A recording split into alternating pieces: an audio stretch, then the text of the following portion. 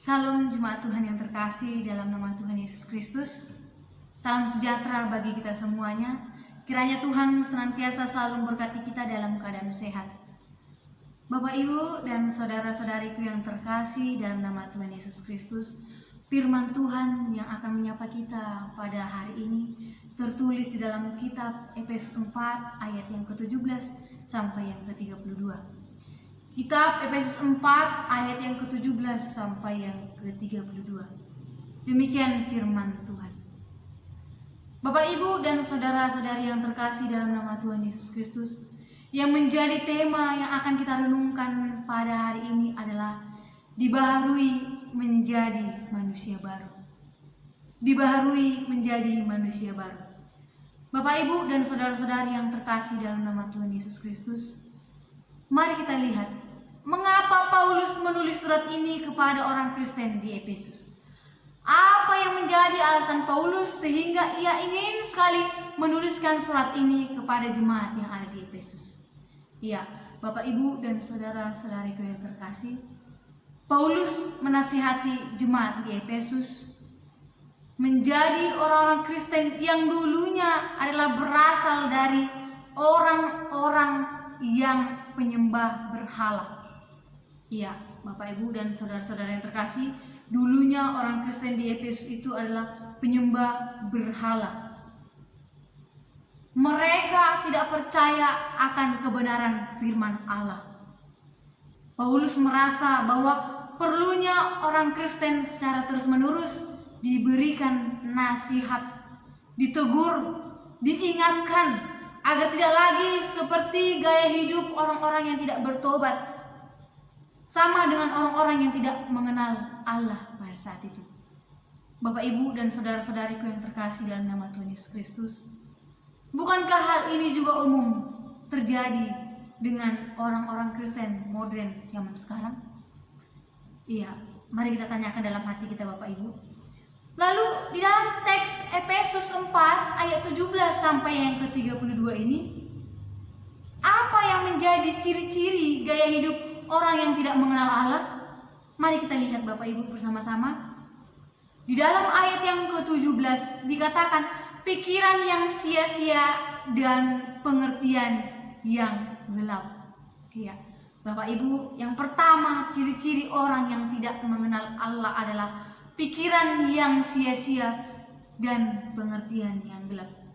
Mereka memiliki pikiran yang sia-sia, pikiran yang hampa tentang Allah dan kebenarannya.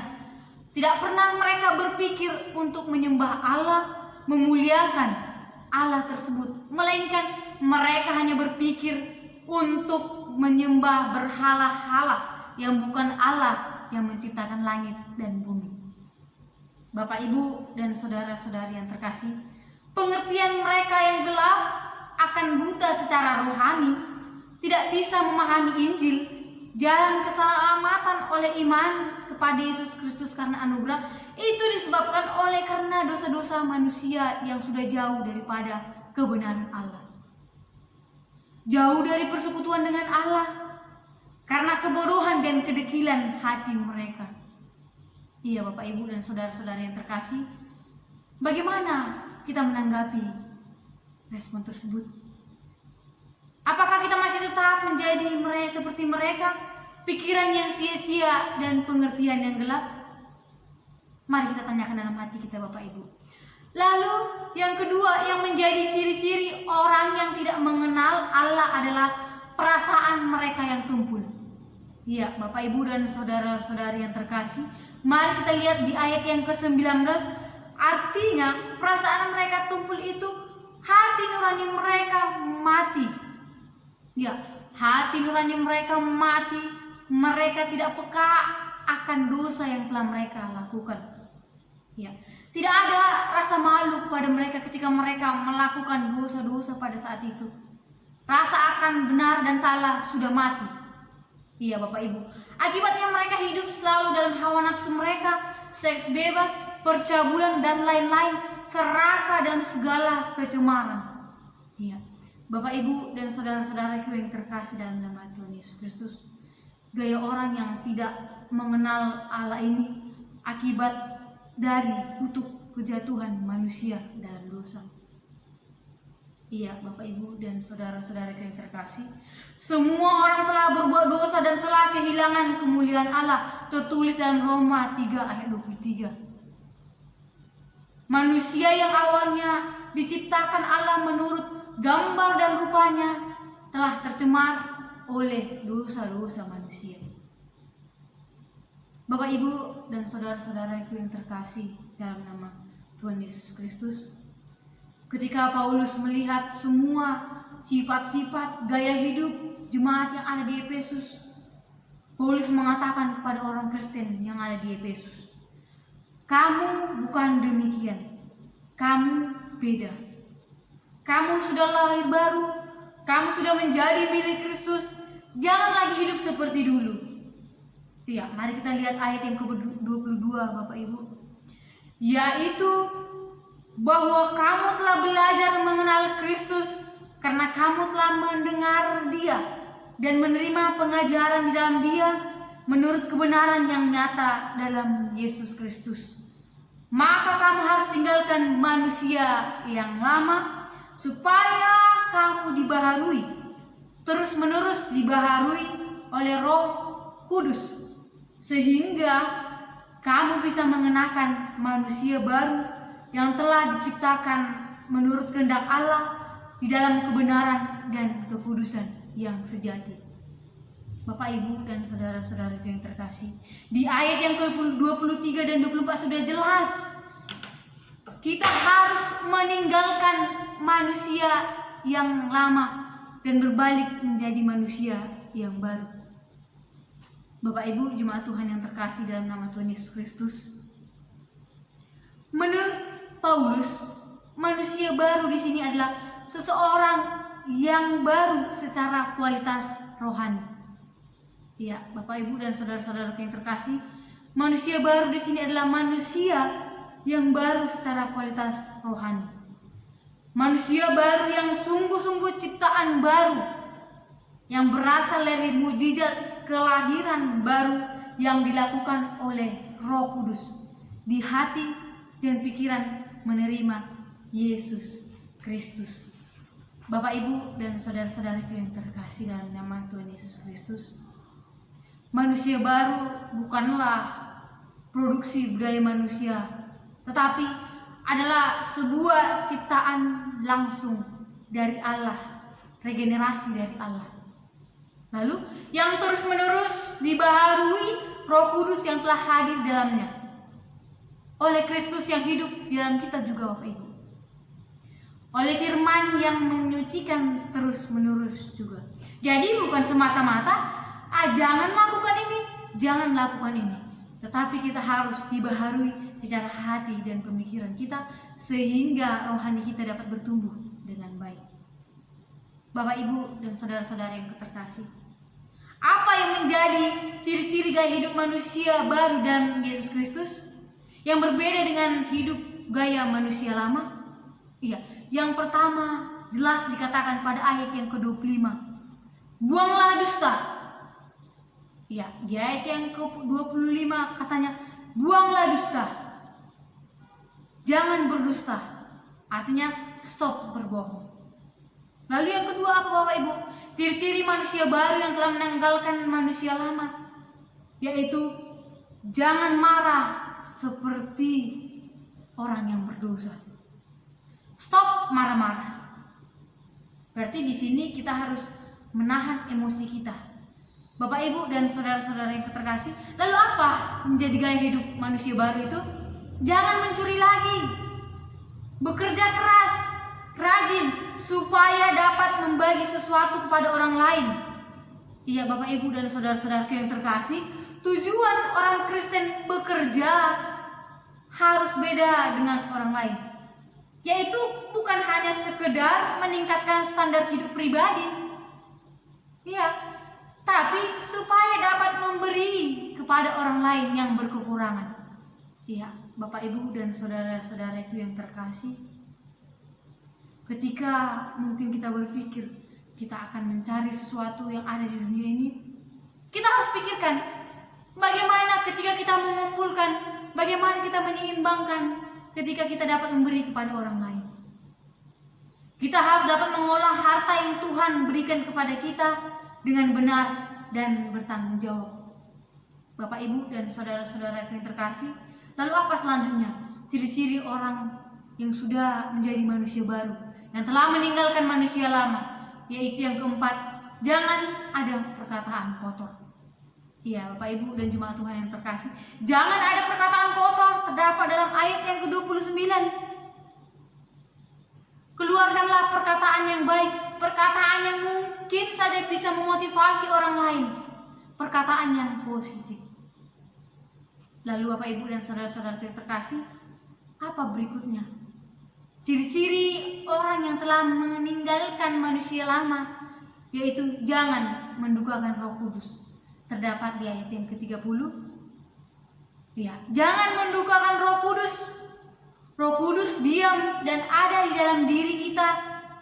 Roh Kudus mempunyai pribadi, kehendak, dan keinginan. Roh Kudus yang selalu memeterai kita, Bapak, Ibu. Jadi, kita disegel menjadi milik Kristus sampai Tuhan datang yang kedua kalinya. Seperti apa mendukakan Roh Kudus itu, Bapak, Ibu? Seperti apa? Kepahitan, kegeraman, kemarahan, pertikaian, fitnah, segala kejahatan, buang itu semua. Firman Tuhan mengatakan di ayat yang ke-31, kepahitan, kegeraman, kemarahan, pertikaian, fitnah, segala kejahatan, buang itu semua. Ini adalah salah satu ciri orang yang sudah menjadi manusia baru, Bapak, Ibu, tidak mendukakan Roh Kudus. Lalu yang terakhir, Bapak, Ibu, dan saudara-saudara yang terkasih, ciri-ciri orang yang sudah menjadi manusia baru adalah ramah, penuh kasih, mengampuni. Ya, kita bisa lihat di ayat yang ke-32, motivasi dasar karena seorang manusia baru itu sudah diampuni dosa-dosanya, dosa masa lalu, masa kini, masa depan, oleh Yesus Kristus telah diubahkan. Saudara-saudara yang terkasih dalam nama Yesus Kristus, kita perlu dibaharui. Kita perlu dibaharui dari manusia lama menjadi manusia baru. Suatu pertanyaan yang mungkin ada dalam pikiran kita, Bapak, Ibu, dan saudara-saudara yang terkasih, diperbaharui dalam hal apa? Seperti itu. Diperbaharui dalam hal apa sebenarnya kita ini yang ingin dikatakan oleh Paulus dalam kitab Efesus? Di ayat yang ke-23 Paulus mengatakan bahwa the spirit of your mind. The spirit of your mind. Yang artinya roh dari akal budimu. Ya, Bapak, Ibu, dan saudara-saudara yang terkasih dalam nama Tuhan Yesus Kristus, kita harus dibaharui secara rohani melalui akal budi kita, Bapak, Ibu.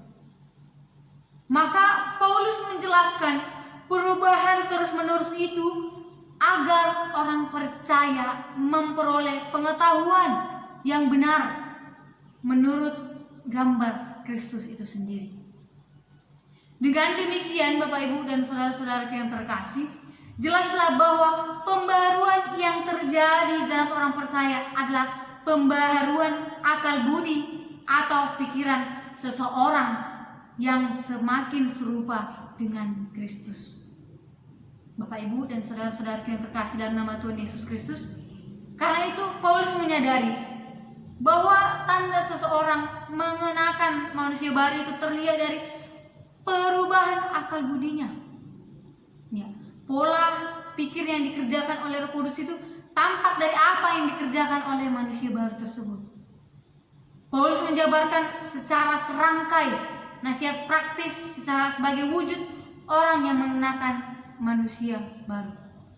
Bapak, Ibu, dan saudara-saudara yang terkasih dalam nama Tuhan Yesus, secara ringkas perikop ini Paulus ingin menegaskan bagi orang percaya yang disebut manusia lama yang akan binasa karena hidup hawa nafsu mereka adalah mereka yang tidak mengenal Allah.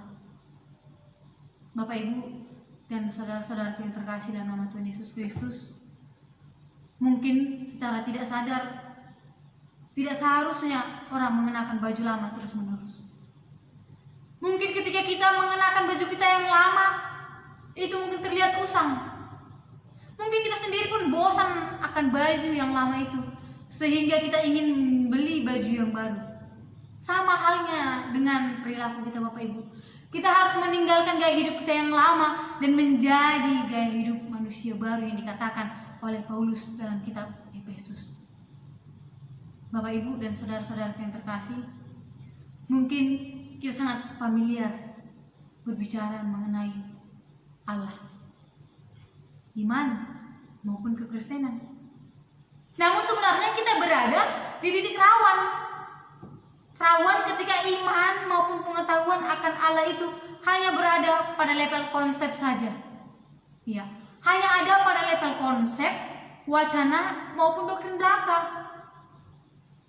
Ya, mungkin kita fasih berteologi. Kita sangat pandai dalam berteologi.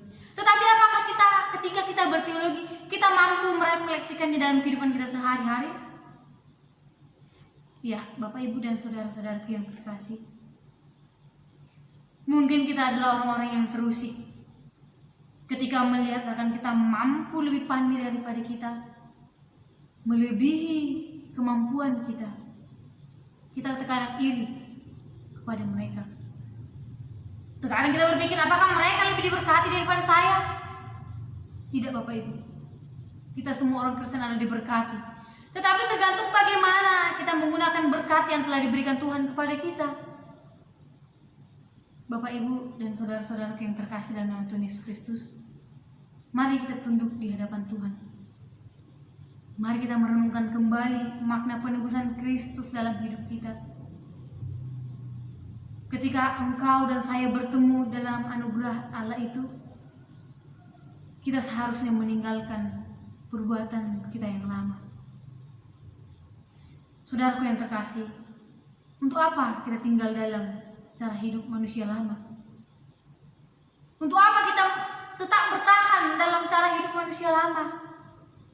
Untuk apa kita selalu berkumbang dalam hidup yang sia-sia? Buatlah keputusan hari ini. Tinggalkan manusia lama, semuanya, cara hidupmu yang lama. Masuklah dalam penyerahan yang penuh pada Roh Kudus. Izinkan Dia, Sang Roh Kudus, memperbaharui hati dan pikiranmu, sehingga ketika kita menjadi manusia baru, kita menjadi hamba-hamba yang berkenan di hadapan Allah, menjadi hamba yang dipakai Allah, yang diperkenankan oleh Allah. Kita senantiasa juga bisa menjadi berkat bagi orang lain.